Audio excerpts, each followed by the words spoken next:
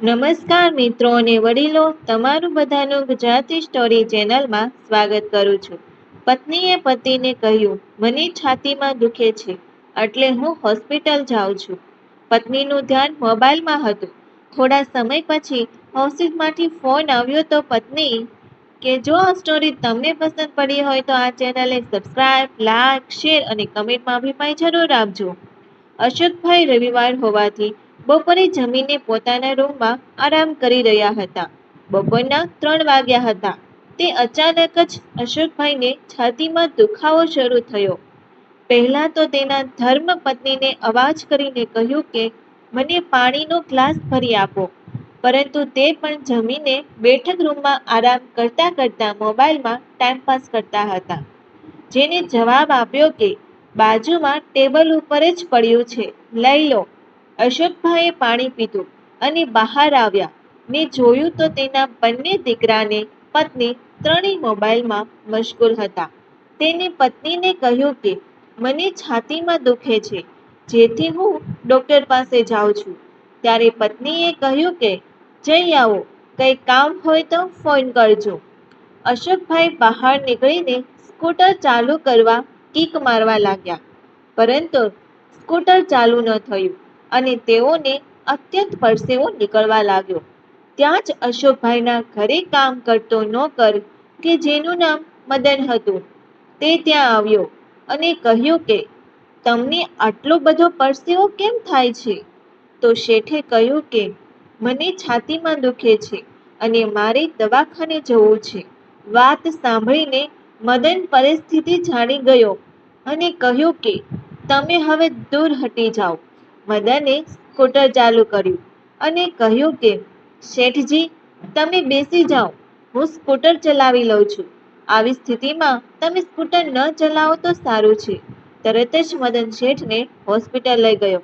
સ્કૂટરમાંથી શેઠને ઉતારીને ઝાડના છાયે બેસાડી દીધા અને દોડતા દોડતા વ્હીલચેર લઈ આવ્યો અને શેઠને સીધો ડોક્ટર પાસે લઈ ગયો.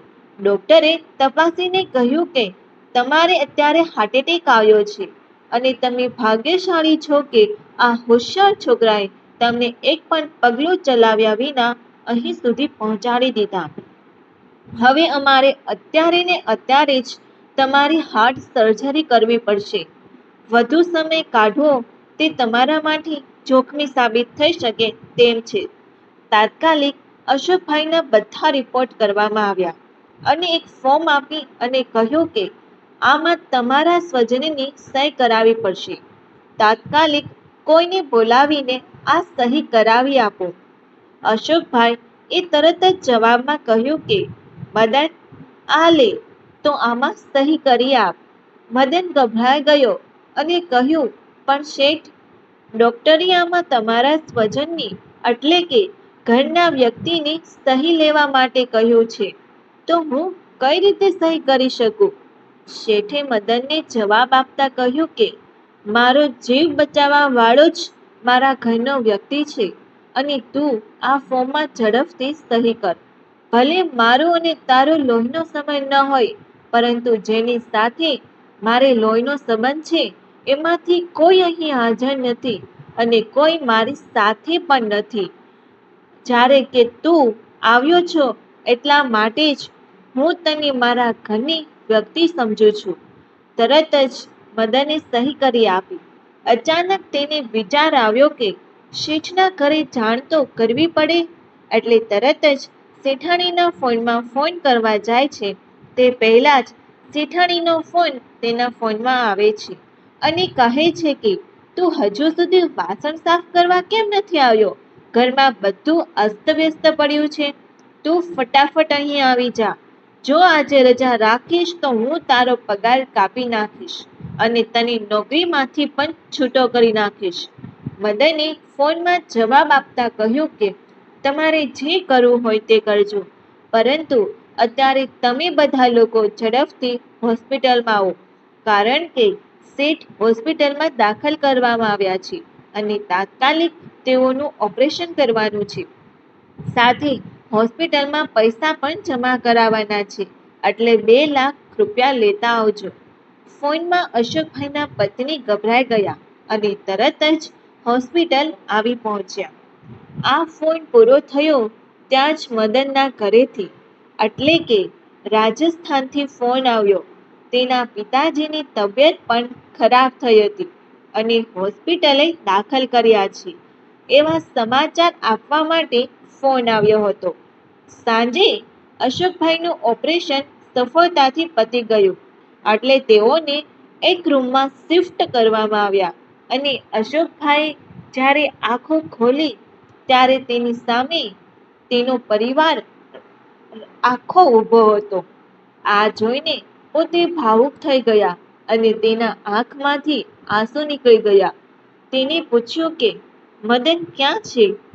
ત્યારે અશોકભાઈની પત્નીએ કહ્યું કે તેના પિતાજીની તબિયત બહુ ખરાબ છે. અશોકભાઈને સાંજે ડોક્ટર હોસ્પિટલના રૂમમાં જોવા આવ્યા ત્યારે કહ્યું તબિયત સુધારા પડશે. હજુ 3-4 દિવસ હોસ્પિટલમાં રોકાયા પછી તેઓની રજા આપી દેવામાં આવશે. બીજા દિવસે અશોકભાઈ સવારે જાગ્યા ત્યારે સમાચાર મળ્યા કે મદનના પિતાજીને હૃદય રોગનો હુમલો આવતા હોસ્પિટલ લઈ ગયા હતા, પરંતુ ડોક્ટર તેને બચાવી ન શક્યા અને તેઓનું અવસાન થઈ ગયું. મદન હવે 15 દિવસ પછી પાછો આવશે. અશોકભાઈ વિચારમાં પડી ગયા કે એક દીકરો જેમ પિતાની સેવા કરે એ રીતે મદને તેની સેવા કરી, પરંતુ તે પોતાના પિતા માટે કંઈ ન કરી શક્યો. પરિવારના બધા સભ્યો હાજર હતા એટલે અશોકભાઈએ કહ્યું કે એક મોબાઈલનું વ્યસન આપણને આપણા પરિવાર અને સંતાનોથી કેટલું દૂર કરી શકે છે. એ જો મદન ન હોત તો તમને આજે સમજાઈ ગયું હોત, કારણ કે મદને મને અહીંયા બચાવ્યો છે. તે કામ તમારું બધાનું હતું, પણ કોઈ પોતાનો મોબાઈલ મૂકીને મારી સામે આવવાનું તો ઠીક, મારી સામે જોવામાં પણ તકલીફ પડતી હતી. આ એ જ મોબાઈલ છે જે પરિવારના સભ્યોને એક થઈને રહેવા નથી દેતો. એટલે હવેના જીવનમાં મોબાઈલનો ઉપયોગ બહુ જ મર્યાદિત કરવો જોઈએ. જો આ સ્ટોરી તમને પસંદ પડી હોય તો દરેક લોકો જોડે શેર કરજો. આવી સ્ટોરી સાંભળવા માટે આ ચેનલને સબસ્ક્રાઇબ, લાઇક, શેર અને કમેન્ટમાં અભિપ્રાય જરૂર આપજો. આભાર.